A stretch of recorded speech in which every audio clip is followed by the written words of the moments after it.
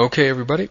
Before we get started for the Q&A today, I wanted to talk about the Federal Reserve rate cut today. You're looking at a 2-minute bar, and the reason why I go down to a 2-minute bar on news announcements is so I can catch the retracement.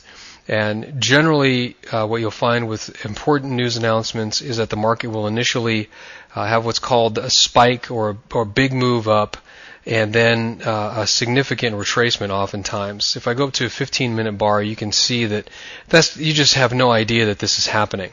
What you'll see is the bar will push way up here, it'll retrace back down, and then it'll wind up closing up, and then it looks like there really isn't any kind of potential to get in. So only during these types of news announcements will I go down to these low time frames. And then really what I'm waiting for is the market to show that it's done retracing. And you can see here very quickly, after the first 6 minutes, the market had already, or actually 2, 4, 6, 8 minutes, the market had already retraced a significant portion of the initial push. Let me go ahead and put that on here. And in fact, let me erase this. You can see actually for just a few seconds before the announcement, price was still ticking down. In fact, if we go, let me go down to a much smaller time frame here. Oftentimes I'll look at a tick chart as well. Remember, a tick chart is actually, the bars are made up of individual trades. And you can see you have even more detail when you look at this. And you can see that the initial push here was, this bar ended 4 seconds after the announcement. So 4 seconds after the announcement, the market really hadn't moved much, and this is what I was talking about. That there was initially a muted reaction that took even a few minutes or a few seconds after the announcement. Let me go down a little bit finer. We'll go down to a 55 tick chart.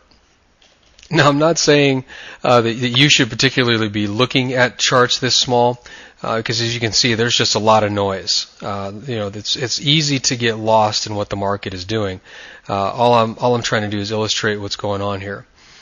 So here you can see, even 6 seconds after the report, the announcement came out right about 99.96, and 6 seconds later, the market was only up about 20 pips.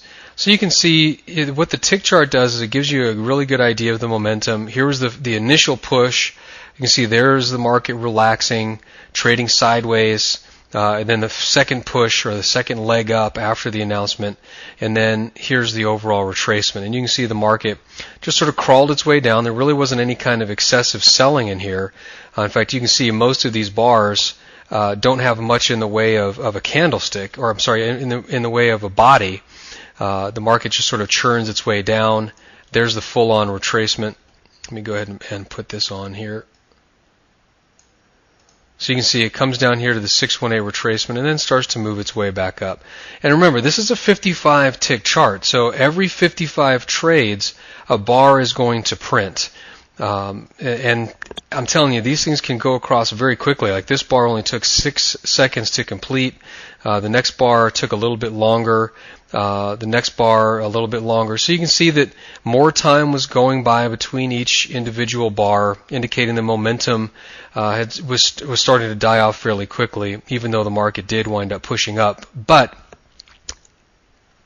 the point of all this is when you go down to these low time frames, you can see the retracements in the news announcement. In fact, I know some traders who will actually look at a 1 second chart, which literally gives them the price every 1 second. That'll give them a bar. And it's so that they can catch a retracement like this, where you get the initial spike up here, the market starts to relax and trade sideways, and that's where they look to get in. You can even trade 3-bar reversals and that sort of thing in here. But you know what? You've got to be very quick. It helps to have a written game plan ahead of time and actually visualize what you're going to do. When the market starts to pop up, wait for the retracement, wait for a sideways action, and then get in with a stop below this retracement here. The idea being that when you get a big